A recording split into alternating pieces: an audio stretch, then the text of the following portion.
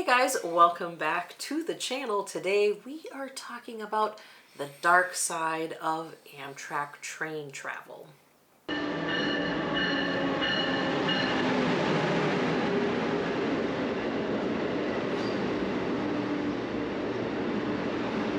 All right, guys, you know that we travel a lot on Amtrak trains. We have a lot of experience under our belts, and you know, it isn't all rainbows and unicorns, is it? No, there are some issues that we run into from time to time, sometimes every time, and so we want to break those down for you today so you'll have a better understanding of what exactly you will be facing as you ride on Amtrak. Yeah, and you know, there's a variety of things. We're going to start out with talking about issues with other passengers on the train. And I think sometimes when people hear that, oh, there's no TSA or security to go through to get on an Amtrak train, I think sometimes people of a varying legality buy tickets and get on the train, and then they think they can do, you know, their shenanigans on the train. And unfortunately for them, fortunately for the rest of us, there is security. There are Amtrak officers on the train, and though they may look like the rest of us, not in uniform, but in regular clothes, posing as other passengers, they are on the train. So aside from the uniform staff of the conductors and the engineers and all of the attendants, you also do have those kind of undercover Amtrak officers on there as well. So if you're thinking you want to ride the train, and you know you have all these legal issues in question. I mean, we've seen people kicked off the train for acting in a poor manner, or after they've been asked not to do something, they've still done it and it's been a problem, been asked to leave the train. Have seen people be arrested. We actually had to stop in the middle of nowhere one time because it was suspected that there was a person with some very serious legal issues, and the train was boarded by a bunch of agents who went through the entire train trying to find this person. So these are things that can happen.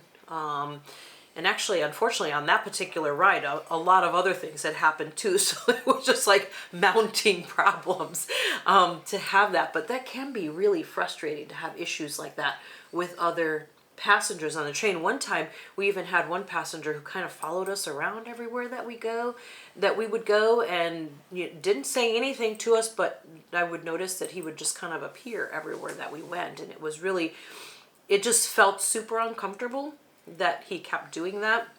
So it's just one of those things that you kind of have to look out for. Yeah, and on top of that, you do have other things that are, not everybody has the same standard of what is appropriate, what level of volume we should have. You'll get people that try to not wear headphones and play their music, or talk on the phone on the speakerphone, or they could be really messy, just leave an incredible mess in your area, leaving the bathroom completely messy.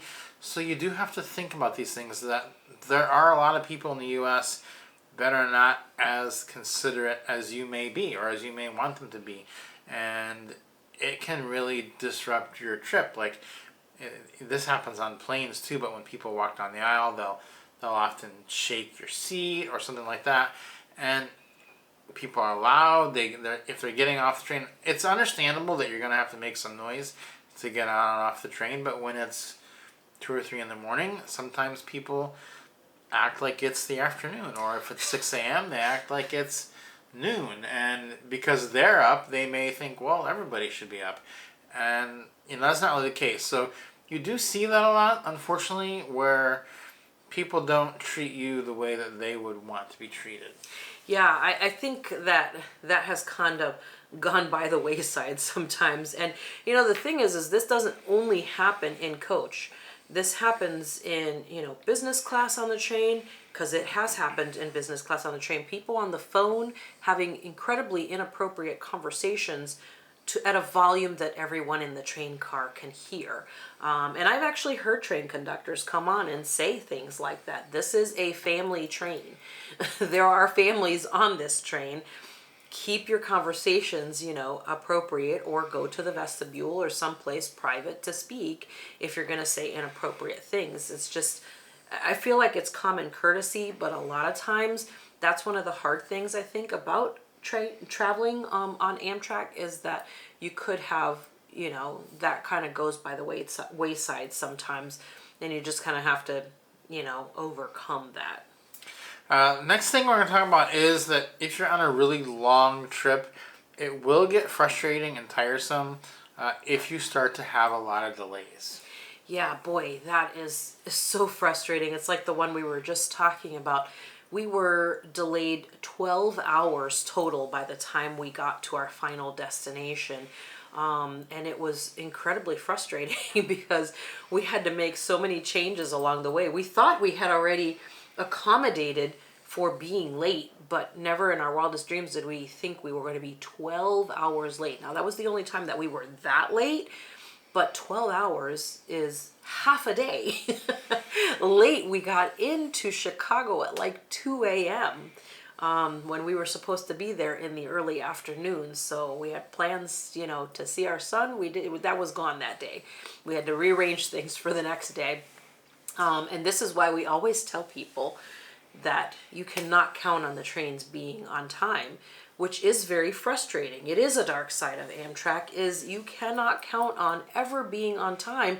So it ends up costing you a lot more too when you have to do that. Yeah, because you have to take into your own hands the delays that are probably going to happen and book an extra night in a hotel or wait and get a rental car the next day.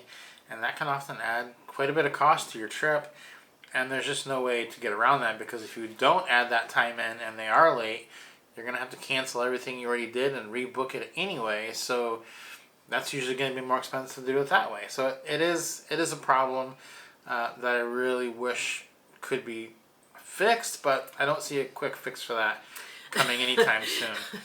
And the next one, there's also probably not a quick fix for, which is that the train is not as luxurious as it once was. I think when these train sets came out many years ago, they were probably pretty state-of-the-art and luxurious, but it's the same trains for decades. And there comes a point where they just start to feel a little bit old. And we're at that point. Mm-hmm. We're beyond that point. They're, changing them out a little bit, updating the upholstery and the linens and all that kind of stuff in all of the train cars, coach all the way up to sleepers.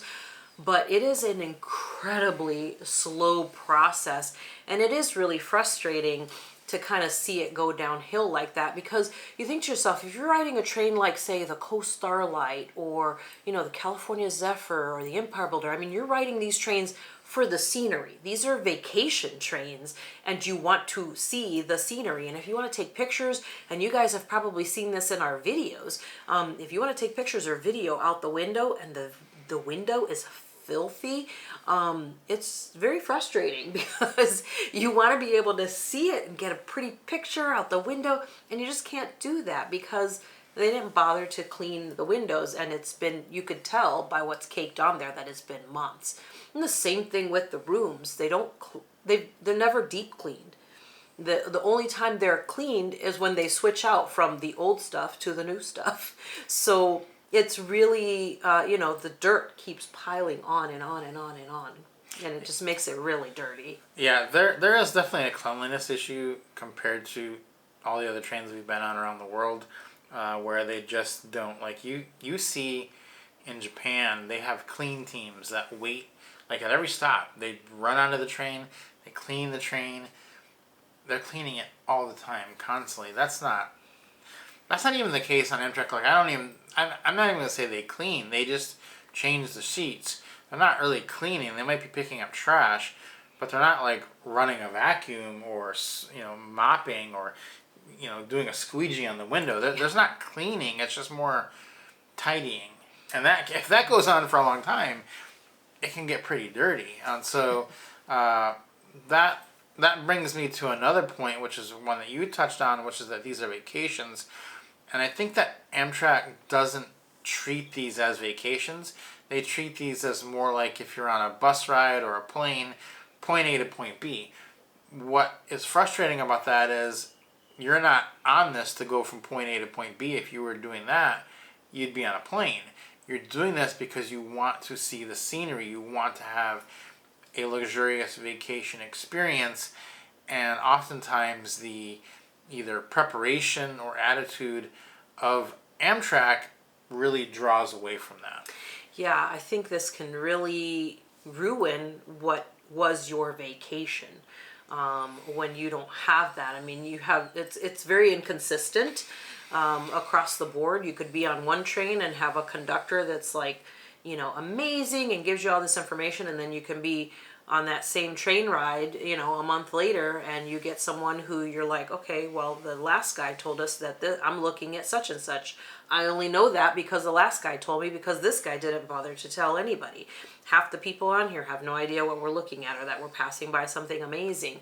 I think that it could really be taking it, Amtrak could really take advantage of that opportunity that people are doing that and make that a consistent part of the train journeys to, have that available, that oh yeah, when you get on the train and you go from here to here, they tell you everything that you're going to see, and it's so cool.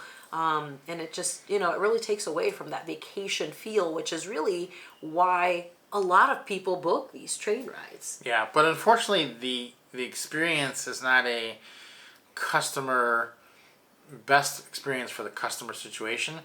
Oftentimes, because of who's running the train, you'll get all different staff people running the train. It comes down to what's best for the staff member, and that's extremely frustrating with the amount of money that you're spending, because we've gone into the dining room many times, and they've said, the thing is, a lot of people, they enjoy eating with other people. A lot of people don't. And so what ends up happening is you'll go down to the dining room and you'll see people ask if they can sit by themselves, and they'll say, no, we're only doing shared tables today. But there's no reason for that. There's plenty of tables. It's just that they don't want to have to, wait tables for the whole length of the dining car. And it just becomes a what's easiest for me instead of what's best for the customer. And you see that attitude kind of portrayed over and over and over and over. And we get it.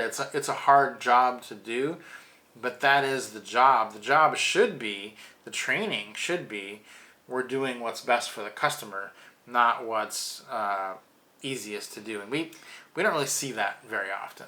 Yeah, many times we've gone down there to the dining car and we're eating dinner, and someone will say, oh, we'd like to just sit by ourselves, and I said, no, we're just doing community seating.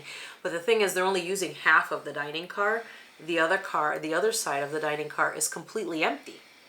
So another 10 tables on the other side nobody's using, but they don't want to wait on all of the tables, and it's like they just want to contain everyone to one section so that they don't have to go back and forth. And it's like, that's a part of the deal. You're working the entire dining car, and honestly, it's not that big, even if you're working the entire length. And a lot of times, 9 times out of 10, there's usually 2 people working it anyways. Yeah. So they could split side to side, but they don't do that. And so it does make it, frustrating, because again, if you just want to have a leisurely conversation yourself, but what ends up happening is, and we've noticed this before, is throughout the train ride, you overhear the exact same starter conversation. It's like, oh, that person is asking about this, and they told this other person that they sat with this morning that story, and now they're telling it to the person they're sitting with at lunch or at dinner, and you hear everyone saying the exact same things over and over, because you're forced into having those little, kind of starter conversations over and over, and it can be a little bit frustrating. I think it's great if you want to sit with somebody. We do it a lot. But sometimes you just want to eat by yourself, and then you end up having to eat in your room, in all the throwaway stuff, instead of having the nice meal in the dining car, because you don't want to sit with someone and you just want to share a nice quiet meal. Yeah, so speaking of the dining car, that's another thing that can be a little bit of a dark spot, which is the food has actually, we've noticed in the last few years, it's gotten worse. It was, not that great about 4 or 5 years ago, and it got better. And then all of a sudden it just got worse. And They really changed up the menus. They took away a lot of things that were favorites of people and replaced them with things that people just really didn't like. And I think the food today is worse than it was 5 years ago. Yeah, I think that's been increasingly frustrating because the whole thing, of the luxurious train vacation and taking you back with the, tablecloths on the table and the flower arrangements. We even had an attendant play music, and it was so beautiful. And it was such a beautiful experience, and the menu was really great. But now it feels like they're making it so it's easier and quicker and faster, and just here's your food, here's your food. It just feels more like just a quickie transaction as opposed to here's this amazing extension of your experience here on the train with these amazing meals. They just made some changes that were just like, why would they take these meals away and add these? They don't make any sense when these other ones were incredibly popular, and it just feels like the quality of the food has also gone down as well. So it's just it's sad because a couple of times we were even like, maybe we should just go to the cafe and just get food as opposed to the food that was free from the dining car.